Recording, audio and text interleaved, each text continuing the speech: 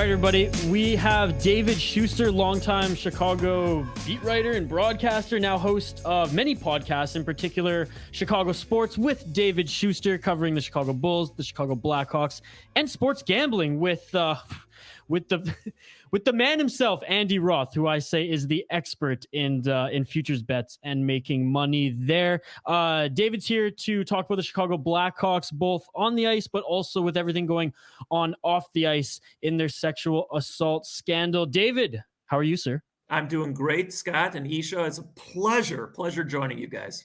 Oh, well, we appreciate that, sir. Yeah, we do appreciate it. And I mean, just to start here, David, because again, we'll get into this more as we go, but obviously something you weren't privy to, all of the horrible details that we're about to talk about here with the John Doe, now known as Kyle Beach incident. Can you just walk people through the high level, anyone that maybe doesn't know what's going on and why everyone's up in arms of the Blackhawks? You know, what's the situation here? Well, the situation is currently, the Blackhawks finally fessed up that there was something that happened here. I mean, we're going back 11 plus years when this incident happened. It was covered up. I got to give them credit for covering it up. It was covered up pretty darn good. And it really didn't come to light, even for people like myself and other people in the media, till, I don't know, maybe the better part of 2 years ago, maybe even less than that. Currently, because it did come to light, and there's been a lawsuit, obviously, by Kyle Beach towards the Blackhawks. It has not been settled. I don't know if it will. Obviously, it comes down to money at some juncture, like it always does. Yep. The Blackhawks finally, like I said, fessed up. They did an independent research. They hired a high-profile law firm in Chicago to do an analytical study, for lack of a better term, of what happened 11 years ago. They interviewed, I'm told, well over 100 people, and that included players and management people. And there were some people, I think, in the media that were called to testify or be interviewed. I wasn't one of them. And so bottom line is, I guess this law firm, and they did an extensive, and I do mean extensive, report on this. They did release it, of which you can now find in a lot of different areas. And because of all that, I mean, the Blackhawks had to, like I said, I hate to use the word, but fess up that they were guilty of something. And now it's just a matter of, can they negotiate a settlement with Kyle Beach and his representatives, or does it go to some kind of independent, whether arbitrator or jury? I'm not really sure how that works out. It's over my pay grade, to be honest with you, but that's where it's at. And a lot of people obviously have been hurt, most of all Kyle Beach, obviously, from what happened 11 years ago. But now some people, their legacies have been tarnished. They'll never regain those legacies the way they were. People have lost their jobs. And, there's an old adage, instead of telling a lie to, cover up a lie, just tell the truth. And unfortunately, in retrospect, they didn't tell the truth at the time. As I said a little bit even before we started recording here, in a way I sort of understood why they didn't at the time, but it doesn't make any difference. It was wrong then, and it's wrong now. And like I said, there have been numerous repercussions beyond Kyle Beach. He's the one most affected, obviously, but there are repercussions to many other people. Well, what hurt me the most, what made me the most sad about this story, David, before even Kyle talked about it, and I watched the Kyle Beach interview he had with Rick Westhead of TSN, which was just, it was heartbreaking, to say the least. But learning about what Brad Aldrich did after his time with the Blackhawks, if the Blackhawks at the time would have addressed this, then maybe they could have saved some of those other kids who he affected after. And that was what was most gut wrenching for me at the time. So there, like you said, there were repercussions, just outside of the legacies of some of the people who were involved, for obviously tarnished now forever. This predator was still able to find victims after, which was really what made me sick. What was your reaction hearing the news, when you first did, being just so close to this team before, during, and after this run? Well, I mean, that was one of the great runs of hockey. I mean, Edmonton won 4 in a row, and the Islanders won four in a row, and other teams have had, listen, Montreal has the all-time dynasty, but the Hawks won 3 cups in a span of 6 seasons, and that's a mini dynasty, if nothing else. And it was really good times, and they were the toast of the town during that stretch. And then even afterwards, they were still a really good team. But now looking back on all of that, because of what has now come out, it's sort of like punctured the balloon.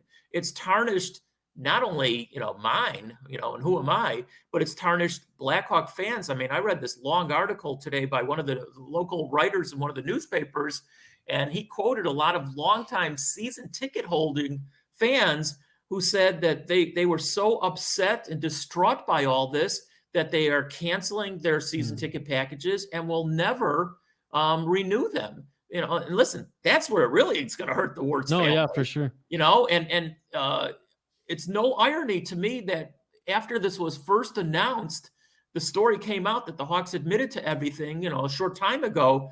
Their sellout streak ended at 500 and some odd games. And I don't think they're going to have a sellout now going forward. So this has had an immediate effect and will have a much longer range effect as well. And you mentioned there, I mean, this is obviously going to hit the Wirtzes in their pocketbook. Everything we're seeing, and I'd love your input here, but everything we're seeing says that the Wirtzes truly were in the dark to this. It never rolled up to them. Do you believe that? No, Okay. I don't. I mean, people smarter than I swear that that's true, but I don't see how it can be. I've never met an owner of any team in sports, and I've been around for a long time with a lot of different sports over many, many years, where the owners of the team that I know didn't know everything that was going on, where all the skeletons were buried. This independent firm did their research, and they said also that it wasn't that way. But listen, I'm a little bit of a skeptical cynic, if you will, and I do believe in some conspiracies, and I can't prove anything, nor do I even want to try and prove anything. It just seems really unbelievable, especially that family who is so intertwined in everything that goes on did not know what was going on. But, I could be wrong about that. It just seems very, very strange. Well, and let's dig in on that a little bit, because I totally agree. And even with most teams, right? Like, the owners have their hands pretty deeply entrenched in things. Everything we're hearing now, though, not only looking back over the past, 5 years or so, but now really with this coming to light, we're seeing that there was kind of a divide in the front office, right?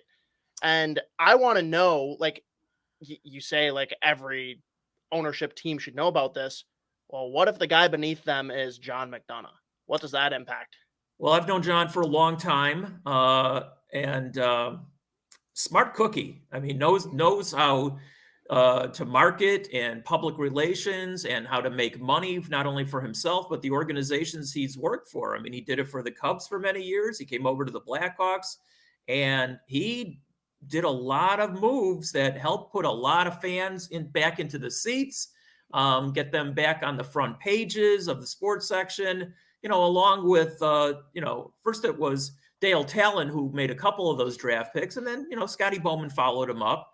The players, you have to win. You got to perform on the ice. But John McDonough, from a front office standpoint, and he was as high on the totem pole as it gets, short of being an owner of the team. And I think actually he might have even been cut in on some kind of ownership that I'm not 100% sure of. He made all the decisions, but again, he had to answer to the Wirtz family. And again, I could be wrong about this. I just find it very strange that the ownership didn't know about it. John obviously did, and he was probably orchestrating, what was going on behind the scenes as far as a cover up and not admitting to it when it first initially happened. That's come out. That's a part of the reports. But he wasn't the only one. There were a lot of other people in the front office, and Joel Quenneville was certainly privy to it as well. Mm-hmm. And that's why, he's no longer coaching down in Florida. So yeah, it was a conspiracy cover up, to be honest with you. Yeah, and obviously, I mean, there's a lot of people that we can point fingers at here, right? And the only reason I'm digging in a little bit more on John McDonough, he's actually an alum of the same university I went to. Like, I met him. He brought the cup on campus. Like you said, like, he did incredible things. First for the Cubs, then going over to the Blackhawks. And it still feels like there's no one that was more in control of that organization than a John McDonough, to your point. Like, how much do you think this falls at his feet versus this is everybody? No, he's being made out to be the scapegoat. Even though his name has not been mentioned sometimes, he's definitely the scapegoat here. If the Wirtzes themselves are saying that they didn't know anything about it, and yet they're blaming it on all the management types, he was the highest management type there was. So, and they've gotten rid of everybody who was part of that hierarchy back then. And John was actually let go a couple of years ago now at this point. A lot of people wondered why was it? Why was he let go at that point? There was no real given reason at that point. Well, now you sort of know maybe this was all part of it, to be honest with you. So yeah, they're making him out, and maybe he was in charge, not debating that whatsoever, but I think they're also using him a little bit more as a scapegoat on top of everything else. Yeah, and you mentioned that all those involved are kind of getting their due, in that the front office now cleaned house, right? With the Chicago Blackhawks. Joe Quenneville, he's no longer coaching with the Florida Panthers. Yet Kevin Cheveldayoff, who was an assistant manager at that time, and with all the reporting that I've read, not a huge voice in that room. I listened to Elliot Friedman's podcast, 32 Thoughts, and he even talked about in that podcast too how, again, what's been reported about him was that his voice had the smallest impact. Yet, upon having a meeting with the NHL, upon Joel Quenneville losing his job, he is still the general manager of, and will continue to be the general manager of the Winnipeg Jets. Why do you think that is? I don't know. I would have loved to have been a fly on the wall when he had that meeting with Gary Bettman. I mean, I don't know. I mean, he was part of it. He might have been a minor voice at the time. He might not have been part of any decision-making process. Listen, Scotty Bowman was in his initial year as general manager. So, he has since pretty much through, if you read between the lines, is saying in retrospect that, yeah, he knew about it at the time, but he was so new on the job and he didn't really honestly know what to do. Well, Cheveldayoff was also pretty new on the job. So I don't understand the differentiation between the two of them, right? Why, Bowman had to resign or get fired, take your pick, and why Cheveldayoff, after his meeting with Gary Bettman, is still employed up in Winnipeg. I don't know. I would have loved to have been in on that meeting and heard what was transpired between those two. Do you think, given everything that's going on, that he just should resign to maybe save his legacy? No, he's off the hook now. I think his legacy. Sometimes you go to trial, even if you might be guilty of something, but if the jury finds you not guilty, your legacy is intact. You're not written. He's in the Canadian market though, David. So I don't know about that. Like, I'm just saying. I know basically Minnesota. TSN radio. I know it's not a thing there anymore, but I know the Canadian market. They're crazy. They're crazy. I'm one of them in Vancouver. No, but fair enough. I just wanted to ask that question, seeing that I'm just surprised, as is you, as is the entire hockey world. Yeah, I really am surprised. I mean, I thought that this would be across the entire spectrum, that everybody would suffer the consequences, and why he didn't. Like I said, something happened in that meeting, and he convinced Bettman that what he did or what he knew was not guilty enough for him to lose his job currently. So in the summer, Brent Sota was one of a player who's very, a player of the Chicago Blackhawks at that time, Stanley Cup champion. And he was very vocal, saying that any player on that team who denied they knew anything was lying, essentially. In the summer, when some of the players were questioned about this, they denied knowing anything about it. Now, some of the key players like a Jonathan Toews, like a Patrick Kane, say they knew something about it, not at the time of the cup run, but in preseason, the following year. Why do you think Toews and Kane have just this loyalty to this management and don't want to come out and actually speak their truth, assuming it is the truth? Well, I think they're also protecting themselves, to be honest with you. I mean, this is one of those he said kind of stories. I mean, it wasn't only Sopel who said that everybody knew. Nick Boynton, who was also on that team, said everybody knew at the time, not the following year. Exactly, yeah.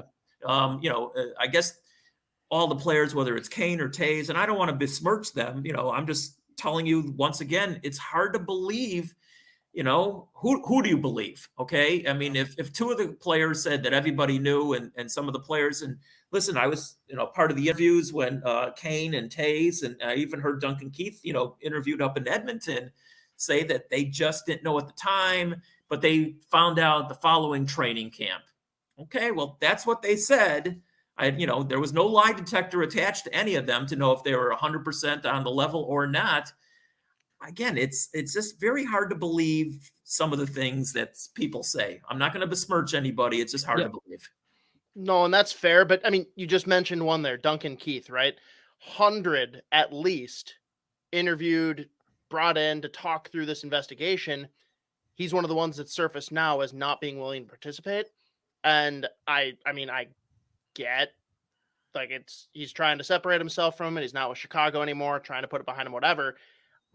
Me personally, unless I've got a guilty conscience, I'm willing to cooperate and at least give my part of the story, even if it overlaps with other people, whatever. Like, all that does is validate other stories. So do you have any personal opinions on Duncan Keith specifically being, a player of the magnitude he was in that market, not participating? Well, it certainly raises some questions and it raises some doubt, not only in my mind, but many others who take a look at this thing objectively. Why didn't you? I mean, Kane and Toews, were interviewed and they spoke their piece, whether it was 100% on the level or not. Again, I'm not going to speak towards that. Why wouldn't Duncan Keith? I mean, using it as an excuse that he's no longer in Chicago, that doesn't really cut the mustard, to be honest with you. He could have done that if he wanted to. I like Duncan Keith. In fact, I liked everybody on that team. It was a fun team to be around. And let's face it, they were really, really good, of course, too. I can't tell you, sometimes people get caught up, when the long arm of the law or whatever is questioning you, who knows what people actually have to say, so to speak. Yeah. And I'm just wondering now, like, we've seen all of this come up here just this past week, right? From your perspective, just what you know or what you have started to intuit, what's next? Like, where does this go from here? Ooh, well, I mean, obviously the thing that's really hanging over all this is, what kind of settlement, if at all, is going to be negotiated, and, will it go to some kind of arbitrator, mediator, court? I'm not really sure how that works. So that's the big question. Reporters will continue to dig now that, the story is out. I mean, everybody's going to be playing catch up from a story from 11 years ago. Not the easiest thing to do. They'll continue to try and interview, whether it's the Sopels or the Boyntons or, the Patrick Sharps or whoever else was part of that roster, Adam Burrish, so on and so forth. And see if they can get something on the record as to, them saying that everybody knew about it. So, yeah, there'll be more that'll come out of it. Right now, the Blackhawks have a lot of problems, not only behind the scenes with this story, but obviously we haven't even talked about what's going on with them on the ice. And, they set a franchise record last night for starting the season with a winless through 9 games. So franchise record. I love that. It's not a good situation, both on and off the ice currently for the Chicago Blackhawks.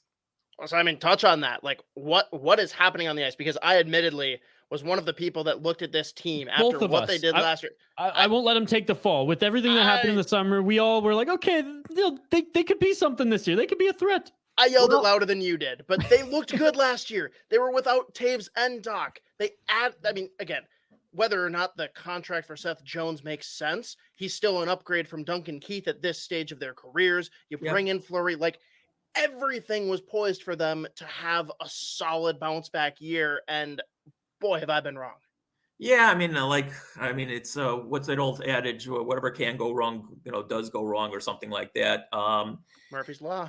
Murphy's Law, thank you. And I'm not talking about Connor Murphy on defense, although he's part of this too. Honestly, I mean, they've played well in snippets of games, but let's face it, like a coach will always say, it's a 60-minute or more game. You can't play snippets. You got to play consistent. They didn't have a lead. I mean, they set another dubious record by not having a lead to start a season in any game. They went 7+ games without a lead in any game. Their defense has been shoddy. Marc-Andre Fleury, I think he he debated long and hard before coming here to Chicago. He could have retired, but I think his accountant and his agent got a hold of him and said, here's $6 million reason why you're not retiring. So I don't know, maybe his head wasn't into it. He finally played a good game yesterday against St. Louis, but up until then, he had been a little shoddy. He even admitted it after last night's game. Patrick Kane has missed a little bit of time now with COVID. He hasn't come back. Jonathan Toews didn't get into the scoring column until I think the 4th or 5th game. I still don't think he has a goal. He's just got assist at this point. I don't know. Whatever can go wrong has gone wrong with this team. And listen, once something snowballs, it just snowballs. And I think, unfortunately, they've been unveiled, to be honest with you, to be not even an average team, but right now a bad team. Yeah. All right, 2 more questions here, David. First one, this one's hard for me because I am probably the loudest Bill Guerin supporter that you'll come across. I've loved him with everything he did in Pittsburgh, coming over to Minnesota. Team USA guy too. Come on now. But that's what I'm getting into here, Isha. So, like, the day after Bowman is announced as no longer being the GM for Team USA, immediately they come out and say Bill Guerin has been cleared of all charges with Wilkes-Barre Scranton. Oh, and he is now the GM of Team USA. Like, anything fishy there? Yeah, I don't know. It sounds like they just want to bury a lot of stories at one time. Maybe they just wanted to take, that one's, I don't know. I'm not really involved in that one, so I'm just guessing, to be honest with you. But maybe they just wanted to move on real quickly from the Bowman thing. And listen, now they've moved on to another thing. I don't know. Well, listen. And David, to me, the issue is, like, why wasn't it announced sooner that Guerin had been cleared of charges, right? Like, cleared of involvement, whatever. Like, it's literally the day after, like, oh, hey, by the way, guys, Guerin has been cleared of involvement, and he's now the GM of Team USA. Like, it just seemed weird to me personally. I don't know who's even higher up the food chain with U.S. hockey, but it might not be smarter minds, to be honest with you. Fair enough. All right, we'll move past that. So I got to ask then, like, everyone's been shouting for different things, obviously, but let's focus on the tarnished legacies like you've talked about. Yeah. Do we need to remove names from the cup? Do we cross them out and highlight that they were there and that they've been shamefully removed? Like, what do you think makes sense with the legacies of some of these men that are kind of being highlighted in everything that's happened here with Kyle Beach? Well, Aldrich's name will be removed from the cup. I mean, Rocky Wirtz, I don't know how this works either, but I guess he got in contact with, I don't know, the Hall of Fame or the Stanley Cup people or whoever it is. And I don't know how they do that. They get out an eraser and just erase it, or apparently they do the whole, they do the whole row. They single the whole row, then they re-engrave all the names and leave whatever one is single. I was looking that up, actually. I want to know who's going to pay for that. Seriously. Well, I don't know. After only a $2 million fine, I think the Blackhawks. I think the Blackhawks can. Yeah, yes. Okay, that's where I was going with this. I was sort of leading you into that one. I don't care if that costs $5,000 or $50,000. The Wirtz family has got to pay for that. Yes. And by the way, $2 million fine by the NHL. What a joke! Absolute joke. $1 million of that $2 million is supposed to go to some kind of charity fund. I forget which one it is, and that's probably tax deductible. But the real money that'll come out of this organization's pocket in the Wirtz family is what will happen in the settlement. And the Blackhawks have been making a lot of financial cuts here and there over the last year and a half. So that sort of told you what was really coming down the road, to be honest with you. As far as the players, no, the players' names will stay on it. They were not guilty of a crime. Guilty of a cover-up, maybe, yes, to a degree. But I don't think any of those names will come off the cup. As far as their legacies, only time can answer that question, to be honest with you. And I think more information has to come out. Who knew what, when, and all that kind of good stuff. Yeah. Like I said, I'm pointing back to how a lot of fans feel, including myself. I mean, you can't look at what happened the same way before knowing what happened, after the fact with this story. I mean, something terrible happened here. And it was part of the whole story, unfortunately. It just was. Not only the 10 Cup, the 13 Cup, and the 15 Cup. I mean, obviously, a lot of the same players were still there. So, you just you look at it and go, oh my God, when you look back at it, when it's all said and done, could be 5, 10, 20 years from now, you'll remember this almost as much as anything else. For sure. Oh, and so the players, as of now, what we know, I'm with you, like their legacies aren't fully tarnished, but there's still more to be learned. But front office people, obviously Aldrich out. Do you think any of the other front office should at least be in consideration for being removed from the cup? Well, they all were. There's been a purge of anybody who was working in the front office back then, and not only the front office, but it could have been, maybe some people in the medical staff, the video staff, what have you. And I'm not privy to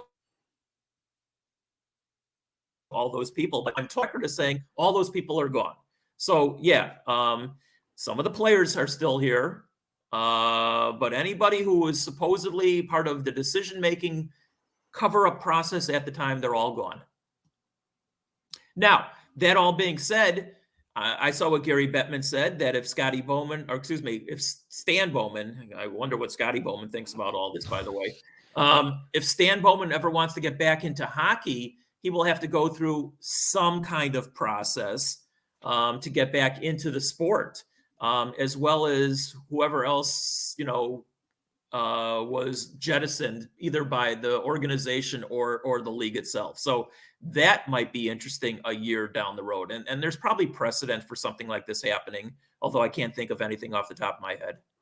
It's just crazy to me that I never thought that anything at this level would ever be unearthed after everything that happened with Graham James, which was just a little bit before my time, obviously. But I've read and worked with Theo Fleury, so I've heard his story. I've read his book and worked with him rather, and so I know his story and Sheldon Kennedy's very well. And that's just what it makes me shiver. It makes me puke just thinking about that. This is still happening, at this day and age after everything that came out there. It's really interesting because Theo Fleury was, with the Hawks for a short period of time, tail end of his career. I'd be curious if anybody has tried to talk to him, not so much about what happened to Kyle Beach, but as far as, how this affected, him or how it might affect Kyle Beach for the rest of their lives and the cover up and all that kind of good stuff, because that's about as close as I can think of. And it was a good thing that you brought up, Isha, that I can think that is, in comparison to what's going on currently with the Blackhawks and Kyle Beach. Yeah, I don't think Theo has come out on an interview and commented on it yet. I'm sure he will on his podcast when they get that rolling again. But I know Sheldon Kennedy was on Sportsnet and he gave his take on it. And it's very interesting. We won't get into that. We encourage everyone to go see that. Just want to quickly give I know we talked about it earlier in the show, Hoppy, but just a huge shout out to Kyle Beach too. The interview that he did with Rick Westhead was unbelievable. I thought he handled it professionally, which he didn't even have to do. There was no expectation for him to be as professional as he was, but he also was real. And I think just the mix of those two was amazing. He didn't have to come out and do this, but he said he wanted to do it to show support for other survivors and to be part of the healing process. So thanks to Kyle Beach and David. I know there's a lot of shitty people right now in that Blackhawks organization, but there's a lot of great reporters and a lot of great fans, such as yourself. So we really appreciate you coming on the Sota Pod. You know how much I appreciate you outside the podcast working with you, but just wanted to give you a quick shout out there. We really appreciate your time, man.